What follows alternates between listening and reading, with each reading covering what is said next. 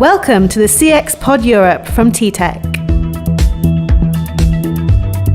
Welcome to the CX Pod Europe from TTEC, your customer experience podcast providing thought leadership and executive insight on customer issues. Welcome to episode 3 of CX Pod Europe. My name is Neil Russell-Smith, and today we're here to talk about employee engagement. Joining us today is Steve Ellis, VP and Head of Facilitation for Learning and Performance. Welcome, Steve. Well, thank you very much, Neil. Nice to join. So we'll jump straight in. Big topic, employee engagement. So what is employee engagement? It's a big topic. It's a big question as well. Look, there's a number of perspectives you could address that question through.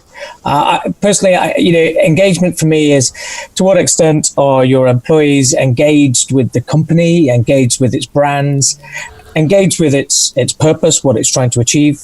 How is it engaged, or how are the employees engaged with what the business provides for its customers in terms of the value it provides? How engaged are the people with other people in the organization? So do they engage with colleagues? And particularly, to what extent are they engaged with leaders and what the leaders are trying to achieve? Then, of course, there's to what extent am I actually engaged with the work I'm doing? So how do I think and feel about the tasks or activities that I have to undertake every day? And I guess the background noise is really to what extent am I engaged with the culture of the organization, or indeed the current strategy that it's trying to execute. I think most companies are pretty good at engaging its employees in economic goals like sales or cost savings or profit, which is important. It's very important for the company to survive, and it's obviously very important for shareholders. But that's not engagement when it comes to appealing to the values and the motives of the employees and colleagues. I guess to answer the question in a sort of succinct way, for me, employee engagement is how do the employees think and feel about work before they go to work, whilst at work, and even after they finish work when they're socializing with friends and talking about how their day has gone. So for me, it's summarized by their thoughts and feelings about work. Okay, that's interesting insight, Steve. So I guess there's a lot of emotion involved, as you touch on, also culture, which we'll talk around in the coming sort of questions that are going to sort of direct your way. But in terms of the leaders that you mentioned, I mean, how should they be engaging their employees? What should they actually be engaging them in? For me, I think there's increasingly blurred lines between work and life. So I'm going to answer the question almost in reverse. It's interesting how many employees are now engaging their employer in their lives. So they're going to work and they're telling their employer about what's going on in their life. So whether that's family agendas or health agendas or life agendas, and they're wanting the employer to be engaged in their particular life. And I think the employers have a responsibility to look at that, but also to do the same in reverse. So for me, leaders should be engaging their teams with what's the vision of the organization? What's the purpose? What are we trying to achieve beyond profit? What's the strategy? Engage them in the execution, the plan of how we're going to deliver that particular vision, the operational side of things. But also, you touched on that word emotion. Also, some of the more emotive topics like corporate social responsibility or change or talent. Some transformation agendas like the technology transformations or digitization transformations that organizations are going through.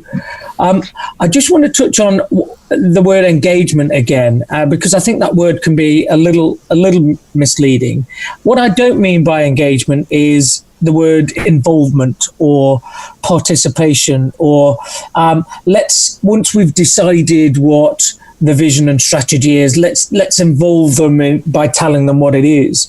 What I actually mean is immersion. I mean, involve them at the front end of strategy, at the front end of execution, at the front end of CSR, at the front end of digitization. Let them lead it, let them own it, let them design it, let them initiate it. For me, that is real engagement. What I don't mean is communicate it once it's already been decided. So all aspects of an organization's life, whether that be its revenue, its profit, or its social responsibility, or its innovation, or its talent, I think leaders can involve their employees in.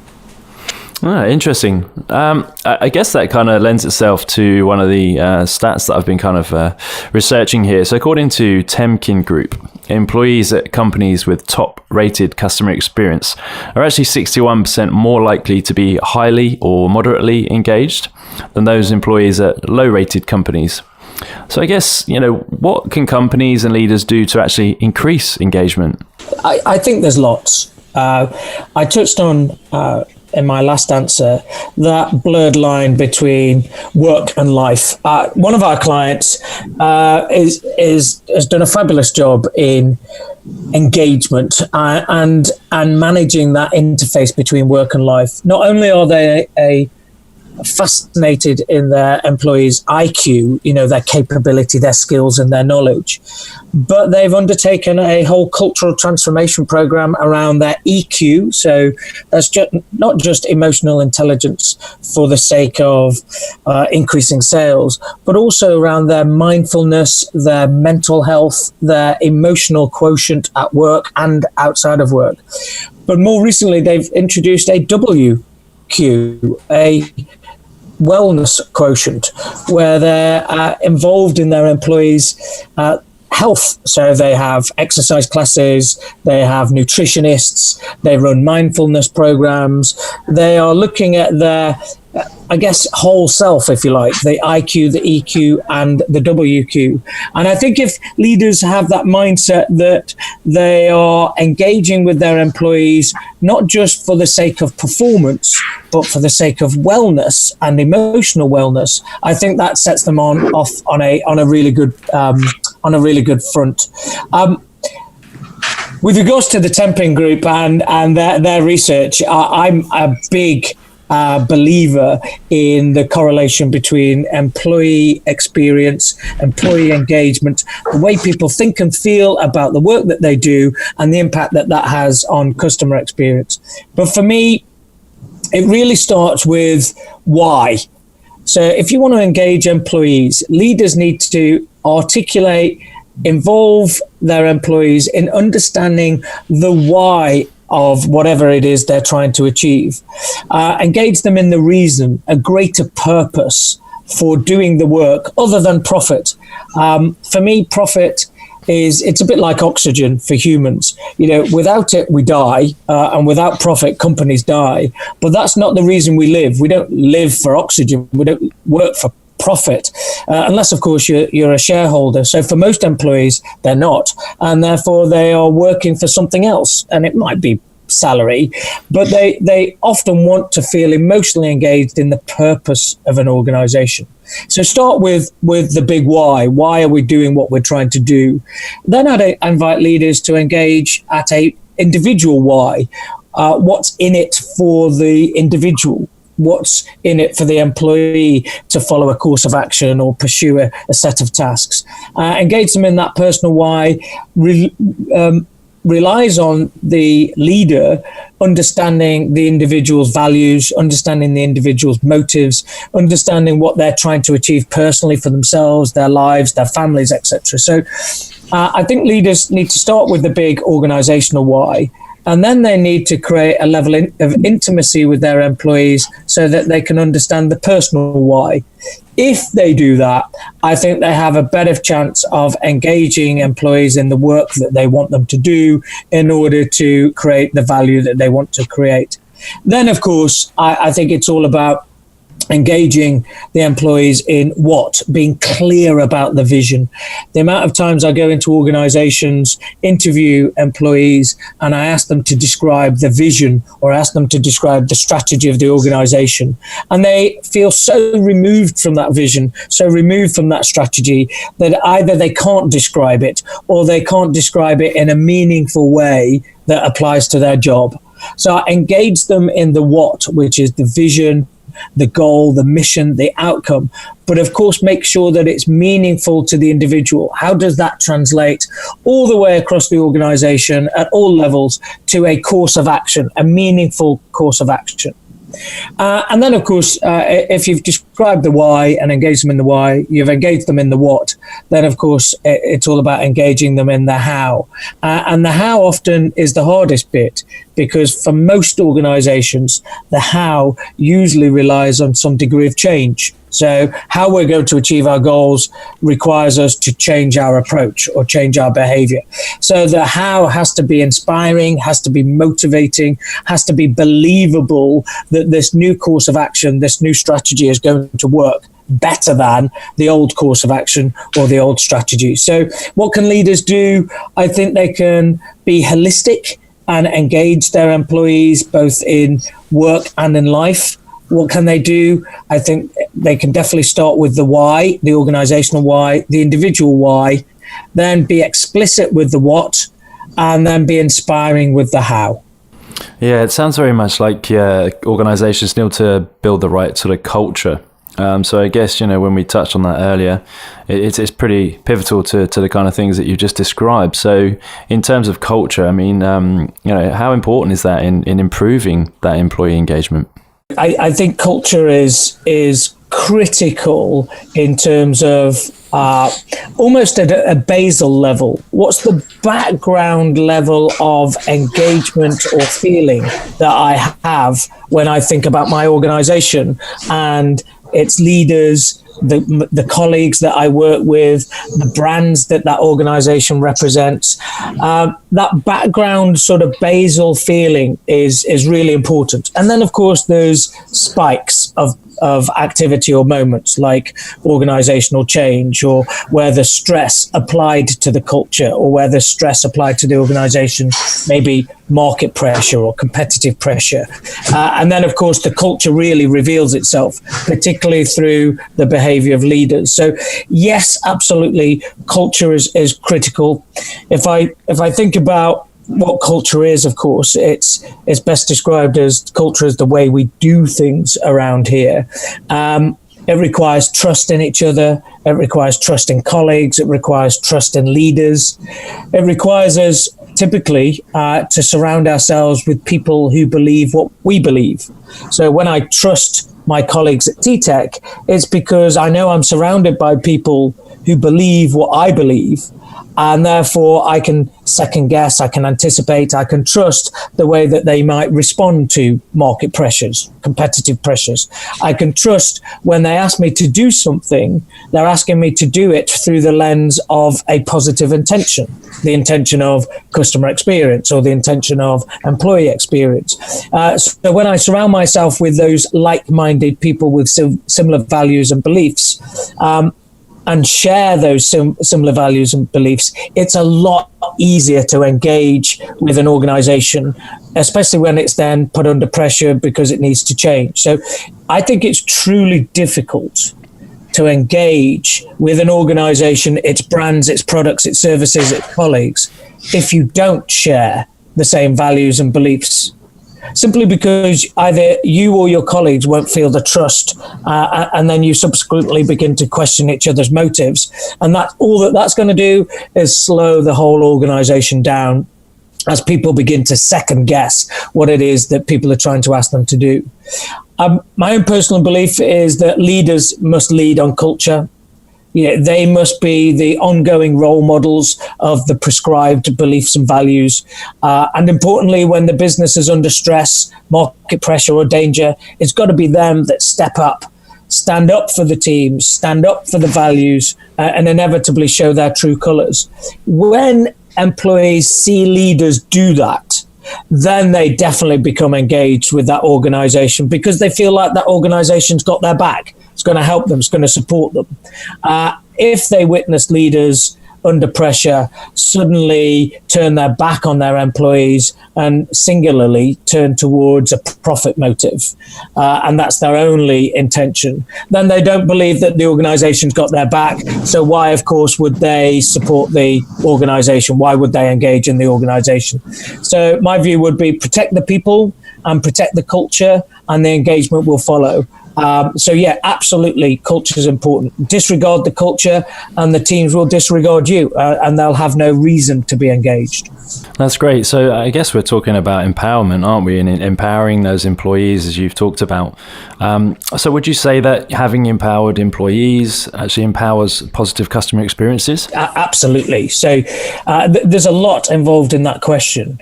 My simple answer is yes. If you empower your employees with a set of values, a set of beliefs, and they believe in the brand, the purpose, they believe in the strategy, they believe in the direction, they believe in the value that that organization delivers for its customers, then they can feel empowered because they can increasingly act more independently. They can increasingly make independent, empowered decisions because they know that the criteria for that decision is well aligned to the organization's values, beliefs, purpose, strategy, etc. It's only when you don't really know whether the decision you're about to make is congruent with that value, that belief, that strategy, that purpose, that customer centricity, that you suddenly feel disempowered and you start being fearful of making decisions. And when people feel fearful of making decisions, they tend not to make any decision at all.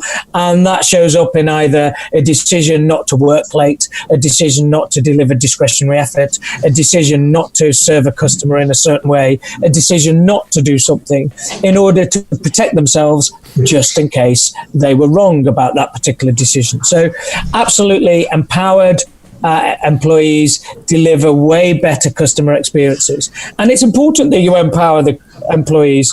To not have empowered employees, the most ridiculous extrapolation of that would be I need one manager or one leader per employee, because the employee can't make any decisions and isn't empowered to do so and can't behave in accordance with the vision or strategy. So we need this monitoring strategy or this control strategy called either rules, regulations, or managers to supervise all of those decisions. So that's obviously inefficient, and that itself doesn't deliver the best customer experiences. So yeah, there are many studies and examples of the correlation between empowered employees, employee experience, employee engagement, and customer experience, and ultimately profitability. It seems to me very intuitive that there's a correlation between employees' engagement and customer experience. But that, by the way, just so we're very clear, that goes beyond customer-facing roles. I think it's very easy to fall into the trap of saying, those people that face off to a customer regularly, how they think and feel about the work they do affects that interaction with their customer. But it shows up in every part of the organization, whether that's operations, supply chain, manufacture, distribution, HR, IT, finance. When teams are engaged in the business, the brand, the service, the purpose that they're trying to deliver to, then discretionary effort increases, quality, quantity improves, and the desire to help customers and suppliers increases. So this is not just an interface between, frontline salespeople and consumers or customers. This concept of employee engagement and customer experience runs all the way through an organization. Thanks, Steve. That's been a great snapshot into employee engagement. So if you had to summarize some of those key takeaways for our audience today, what would they be? Oh, wow. Key summary. Okay, so engagement is how people think and feel before, during, and after work. And it's not just about whether they've completed tasks or whether they've generated profit or cost reductions or savings. It's how they feel about the person who sits next to them. It's how they feel about the brand. It's how they feel about the strategy. It's how they feel about the corporate vision or the corporate purpose. Right?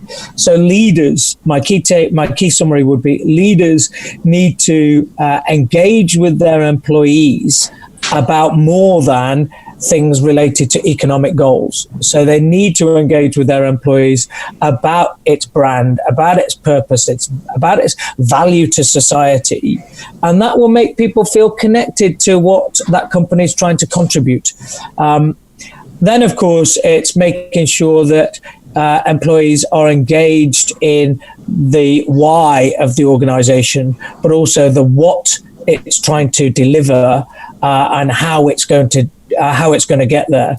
And I just go back to something I said in answer to one of your questions.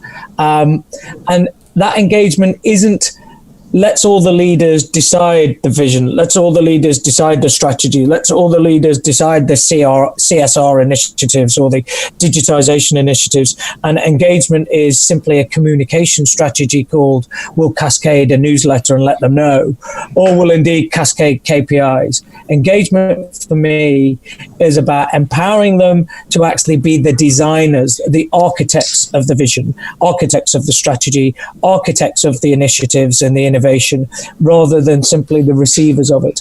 If you engage them as leaders, then my belief is their commitment, their level of engagement to execute on those visions and strategies are way, way higher, and discretionary effort and fulfillment will follow from that.